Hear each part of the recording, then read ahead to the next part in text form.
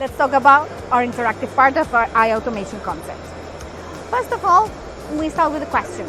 What's happened lately with the consumer behavior? The consumer demands in fast-moving consumer goods have been changing to demand more personalized products. It means that you have more customization, more variety of products out your manufacturing line, and therefore you will need more agility. A flexible line that can cope with those rapid changes in the demand. And what about sustainability? Don't forget that we have a commitment to our planet.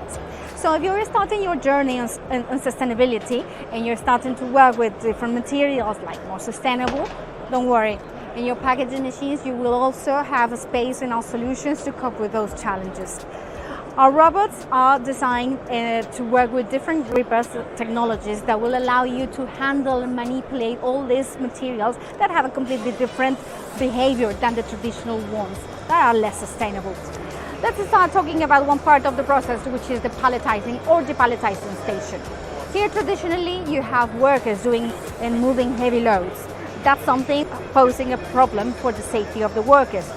Heavy burdens, that's something that humans shouldn't do.